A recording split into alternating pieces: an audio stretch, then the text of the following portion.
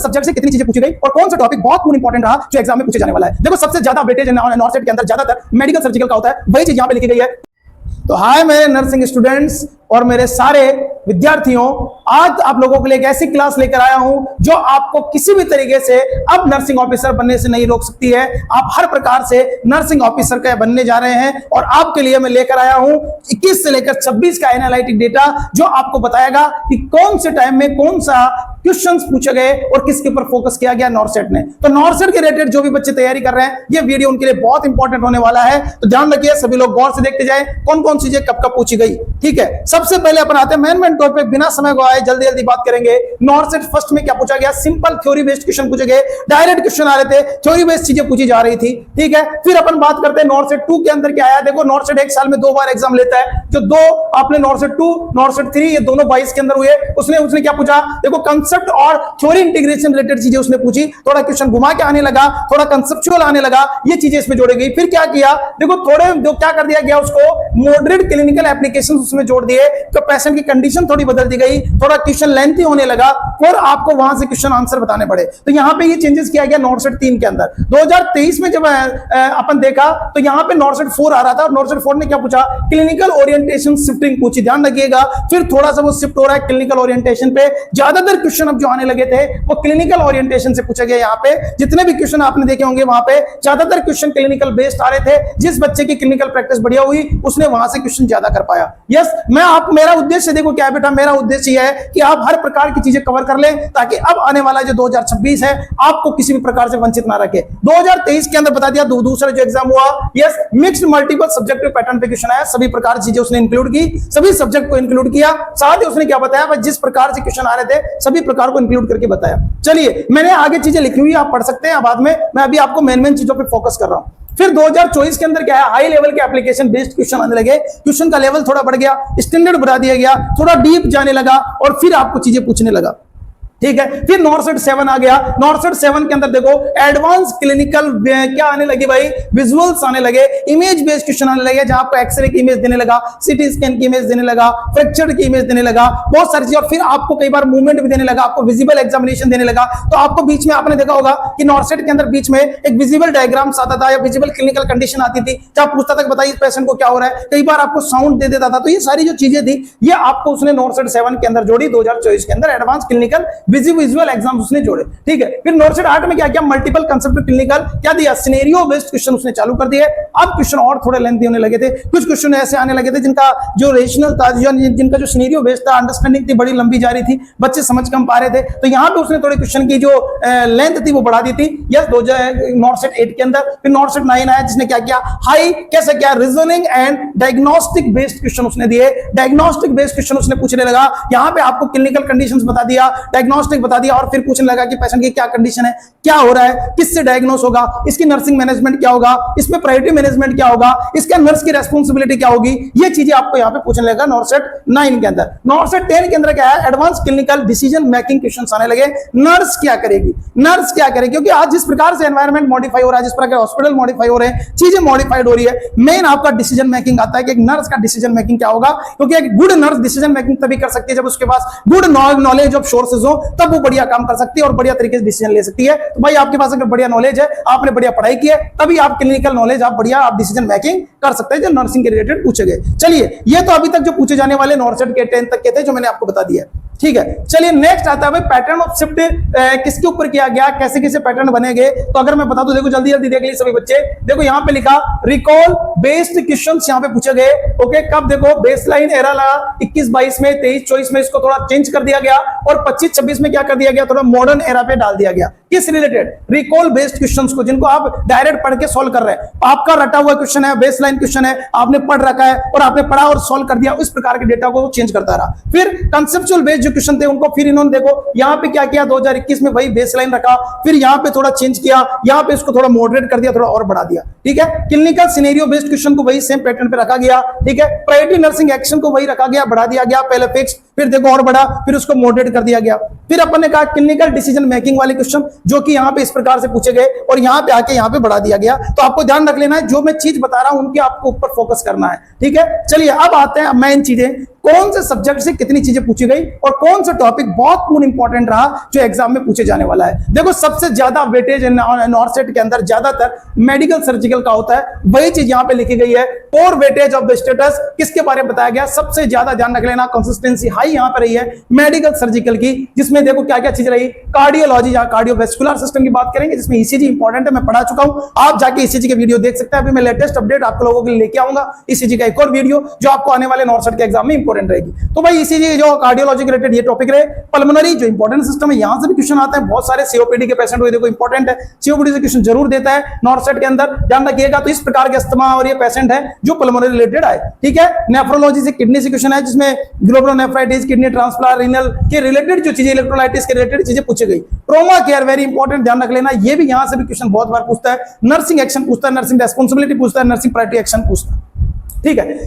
क्या बोला, critical care, आपकी अगर एनआईसीयू में है तो आप कितनी चीजों का ध्यान रखेंगे, क्या नर्स केयर करेगी, कैसे नर्स केयर करेगी, पहला एक्शन क्या होगा अगर पेशेंट के साथ ऐसा होता है, तो यहां से क्वेश्चन आता है। ओके, एंडोक्राइनोलॉजिकल क्वेश्चन बहुत इंपॉर्टेंट है, जितने भी एंडोक्राइन के डिसऑर्डर हैं बड़े कई बार एग्जाम में पूछे जाते हैं, जिसमें डायबिटीज हुआ, कीटोएसिडोसिस हुआ, ये सारी चीजें, इंसिपिडस हुआ, बेटा बहुत इंपॉर्टेंट है, चाहे वो कुशिंग ट्रायड हो, कुशिंग डिजीज हो, ये वहां से बहुत सारे क्वेश्चन यहाँ पे पूछता है। चलिए, exam focus on the trend, देखो कहां पे, अब ये बता दिया अपन ने। फिर फंडामेंटल से कहा गया, नर्सिंग प्रोसेस इंपॉर्टेंट है, कई बार क्वेश्चन पूछता है, इंपॉर्टेंट स्टेज, इन लेवल, कौन कौन सी चीजें, अभी मैंने बताया एनसीएल के एग्जाम में नर्सिंग प्रोसेस से 3 क्वेश्चन पूछे गए थे, ठीक है। यस, इन्फेक्शन कंट्रोल सेफ्टी आपको जरूर पढ़ना है, यहां से क्वेश्चन जरूर आता है, जरूर यहां से क्वेश्चन पूछता है। अगर नर्स को इन्फेक्शन कंट्रोल सेफ्टी नहीं पता है तो वो आगे नहीं बढ़ सकती। ध्यान रखिएगा, बायोमेडिकल वेस्ट मैनेजमेंट इंपॉर्टेंट है, अगर आपको ये आपका सबसे बेसिक कंसेप्ट आपको पता होना चाहिए, आपका यहां से क्वेश्चन जरूर पूछा जाएगा, गलत नहीं होना चाहिए। पेशेंट सेफ्टी और फ्रेमवर्क आपका कैसा होना चाहिए, आप क्या करेंगे, किस कंडीशन में क्या करेंगे, आपको क्या एक्शन ले सकते हैं, राइट्स क्या होंगे, सारी चीजें यहां से आपको पूछी जाएगी।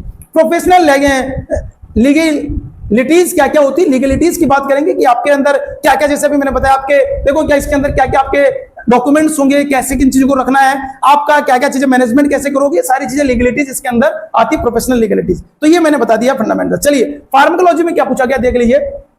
क्रिटिकल किसके बारे में बात किया, ट्रीटेशन, भाई ध्यान रखिएगा, ऐसी कंडीशन जिसमें देखो कई प्रकार के फ्लूइड और हेपेरिन, वारफेरिन, ऐसी ड्रग्स होती हैं जो इंपॉर्टेंट है, इनसे क्वेश्चन जरूर आता है, चाहे हेपेरिन हो, वारफेरिन हो, ठीक है, ऐसी ड्रग्स। इमरजेंसी प्रोटोकॉल्स अपन ने बता दिए हैं, इमरजेंसी प्रोटोकॉल के अंदर देख लीजिए, यहाँ पे लिखा है tracking toxicity, okay, deep tendon reflex, यानी एक ऐसी चीज है कि आप पेशेंट अगर आपके पास आया है, ड्रग के टॉक्सिटी हुई, आप कैसे पहचानेंगे, तो इमरजेंसी प्रोटोकॉल आपको बताया। साइकियाट्रिक ड्रग प्रोफाइल्स, ध्यान रखिएगा, साइकियाट्रिक ड्रग्स इंपॉर्टेंट आता है, चाहे वो एंटी साइकोटिक हो, एंटी डिप्रेसेंट, एंटी मैनिक हो, ये वेरी इंपॉर्टेंट ड्रग्स होती है। 3 ड्रग तो आप पढ़ लेना, एंटी डिप्रेसेंट हो तो ये इंपॉर्टेंट ड्रग है, एंटी साइकोटिक, एंटी डिप्रेसेंट और एंटी मैनिक ड्रग्स, ध्यान रखिएगा, ये आपको जरूर पढ़ लेनी है, जहां से क्वेश्चन जरूर पूछता है, ठीक है। सेफ्टी एजेंट, ध्यान रखिएगा, यूनिवर्सल ड्रग टू एंटीडोट्स क्या क्या होगी, ये चीजें यहां पे सेफ्टी एजेंट के रूप में बताया गया, ताकि इमरजेंसी कंडीशन में आप कौन से ड्रग का यूज करोगे, ओके, किस ड्रग का यूज करोगे। चलिए, फिर आता है ऑब्स्टेट्रिक एंड गायनेकोलॉजी, क्या पूछा गया, ऑब्स्टेट्रिक एंड इमरजेंसी में इमरजेंसीज के बारे में पूछा गया, ठीक है, कैसे मैनेज करेंगे, पेशेंट को पीपीएच हो रहा है और कंडीशन सारी है, ठीक है, और इन कंडीशन को या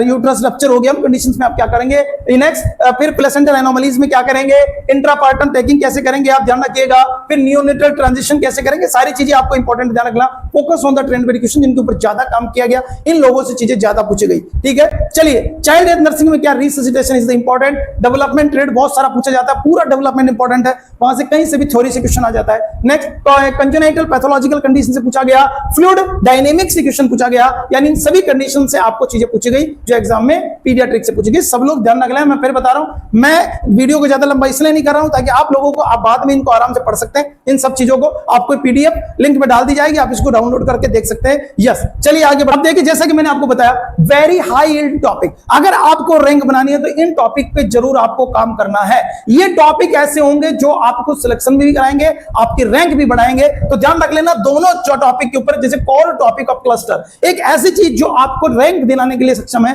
इनके ऊपर आपको काम करना है। जितने भी टॉपिक यहां पे बने हुए हैं ये सारे आपके लिए इंपॉर्टेंट होंगे, जो सारी चीजें आपको जरूर पढ़नी, इनको कवर करना है। और यहां पे भी एक्सपेक्टेड क्वेश्चन कहां से पूछे जाएंगे, तो हाई प्रायोरिटी नर्सिंग एक्शन आपको जरूर याद रखना है। जब भी कोई डिसऑर्डर पढ़ो, आपका नर्सिंग प्रायोरिटी एक्शन आपको पता होना चाहिए उस डिसऑर्डर का, तो यहां से हाई यील्ड क्वेश्चन, इसका मतलब समझ जाइएगा, अगर आपको टॉपिक, आपकी रैंक बढ़ानी है तो आपको आपकी नर्सिंग प्रायोरिटी एक्शन आना चाहिए, क्योंकि यही आपका main high yield, very high yield topic है जो आपको रैंक दिलाएगा। फिर आता है हाई टॉपिक्स देखो, biomedical waste management, colour segregation, isolation, protocol, ये वाली चीजें जो है, ये हाई एरिडाइज का मतलब यहां से भी आपको प्रिपरेशन करनी है, क्योंकि यहां से integration of the visual elements and producing the checklist and step by step priority ranking आपको प्रोवाइड कराएगा। ध्यान रखिएगा, यानी आप जिन चीजों को कैसे फॉर्म करना है, आपको कौन कौन सी चीजें कैसी करनी है, स्टेप बाय स्टेप आपको पता होना चाहिए कि इसके बाद क्या होगा, इसके बाद क्या होगा। ये आपको हाई प्रायोरिटी क्वेश्चंस हैं जो आपको क्या दिलाएंगे, रैंक दिलाने में मदद करेंगे। मॉडरेट यील्ड यानी ये भी हेल्प करेंगे, कौन कौन सी चीजें,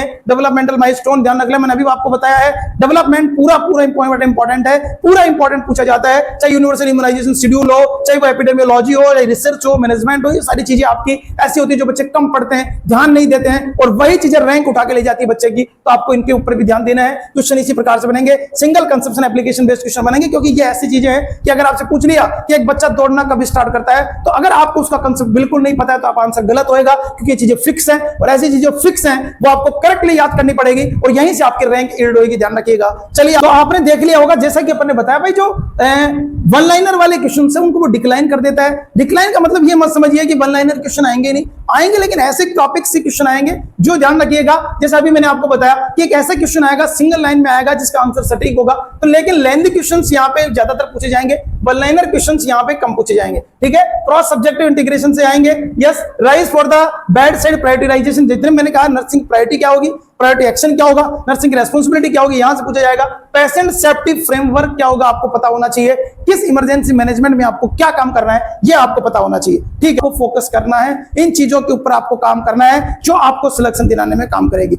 हमारे द्वारा ये जो रेशियो, ये जो एक नॉलेज आपको प्रोवाइड कराया जा रहा है, इसमें ध्यान रख लेना, इसके ऊपर आपको पूरा काम करना है। 21 से लेकर 26 तक का डेटा हमने आपको प्रोवाइड कराया है। इसमें रखिएगा, नॉर्थ का सपना आप जरूर साकार करेंगे अगर आपकी मेहनत सच्ची है, आपका काम सच्चा है। हर एक बच्चे को बताना चाह रहा हूं कि अगर आपने, ध्यान रखिएगा, आज सिलेक्शन लेने के लिए हार्ड वर्क के साथ साथ स्मार्ट वर्क होना जरूरी है। समय की कीमत समझिए, स्मार्ट वर्क करिए और एनालाइज करिए इस पढ़े हुई चीजों को, और इसके आधार पे पढ़िए, फिर देखिए आपका सिलेक्शन कौन रोकता है। मिलता हूं नेक्स्ट क्लास में नेक्स्ट नए टॉपिक के साथ। जय हिंद।